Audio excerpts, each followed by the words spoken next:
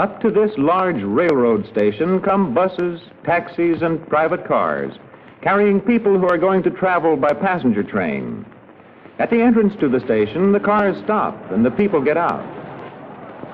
Thousands of people pass through here every day on their way to and from trains. If their train is not ready, they may stay in this large waiting room, walking about or sitting on big benches. They must go to the ticket window and get tickets before going to the train. Inside each window is a ticket seller. Each one who rides on the train must buy a ticket to the place where he is going. Money from tickets helps pay the cost of running the trains. Near the trains are gates through which passengers must go. A gateman looks at the tickets to be sure that each passenger is on his way to the right train. It is almost time for this passenger train to leave the station, and the passengers are hurrying along the glistening sides of its coaches. The train will be pulled by this big streamlined diesel-electric locomotive. Its engines are warming up, and inside the cab sits Mr. Schroeder, the engineer who has driven locomotives for many years. His all is ready. Inside the locomotive further back is the attendant, the engineer's assistant. He stays close to the big motors, for his job is to keep them in good running order. Burned gases from the engines go out through these pipes in the top. Each passenger can take a trunk with him free, and the last of these is going into the baggage car. Into another car go the last bags of mail.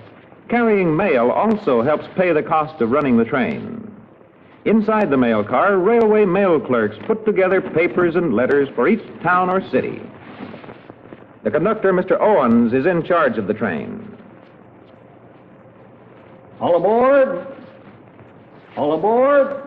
He signals the engineer. The train must start exactly on time, and now Mr. Schroeder must go to work. All the doors along the train are closed, and the engineer opens the throttle.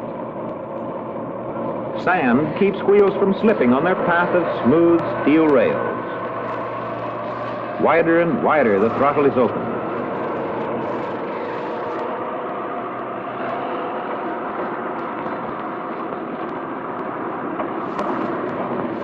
The long train gathers speed as it winds its way along the tracks. Leading from the gates at the big station are many tracks, which gradually join each other farther out. A train dispatcher knows on which track each train should run, and he switches each to its proper track. The trains run under banks of signals which show the engineers whether they should go ahead or stop. Here is a signal ahead now. It is set for stop. Mr. Schroeder, the engineer, with hand on the brake, sets the air, and iron brakes close on the wheel. Now the signal changes to go. And again the powerful locomotive pulls the train ahead. It is safe now to pass the signal.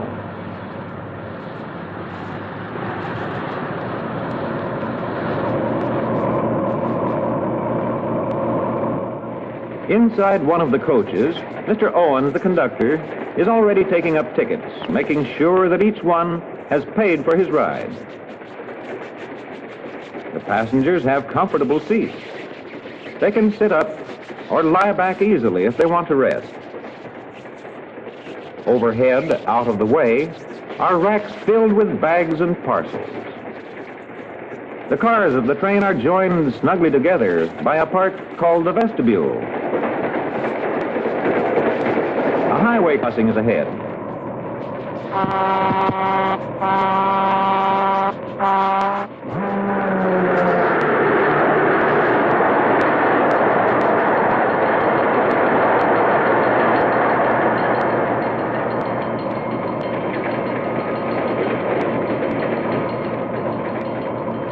Now Mr. Schroeder closes the throttle to slow down the train, for a sharp curve is just ahead.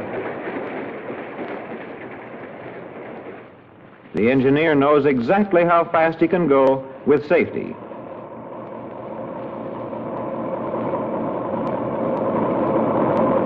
The train is passing under a safe highway crossing built above the tracks.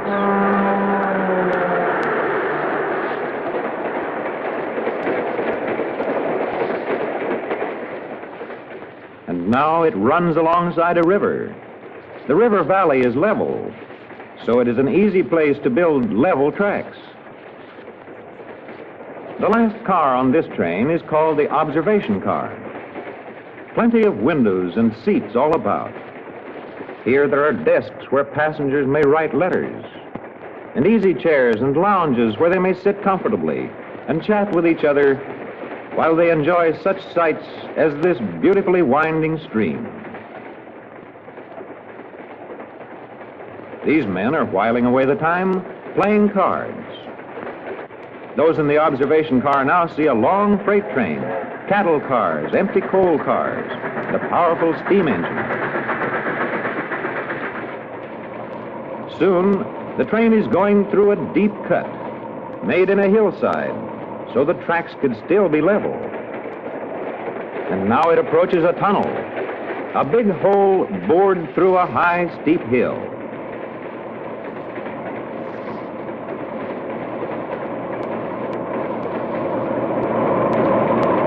This tunnel is at historic Harper's Ferry.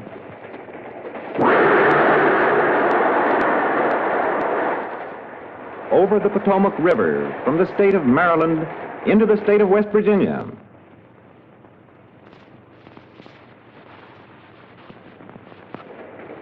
It is mealtime for the passengers, and this is the dining car, an excellent restaurant that is part of the train. The steward shows the people to their seats and gives them menus, large cards with lists of food, so that each can choose the kind of food he likes.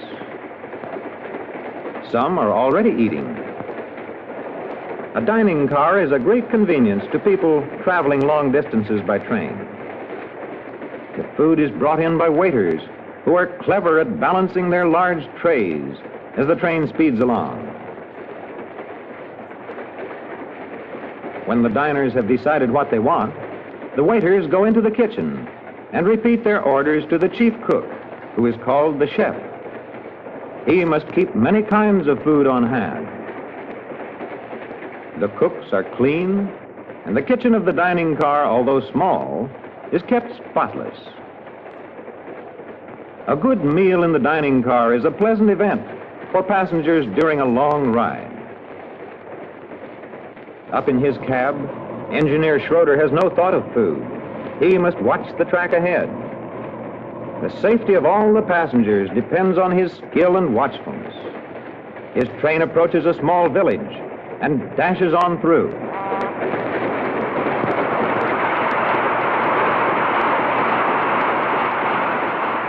The big steel rails sag under the weight of the rushing train.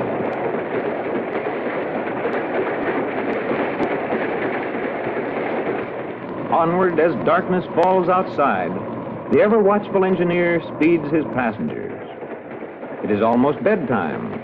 The Pullman porter begins to change seats into beds, taking out backs of seats to make bottoms for beds called berths.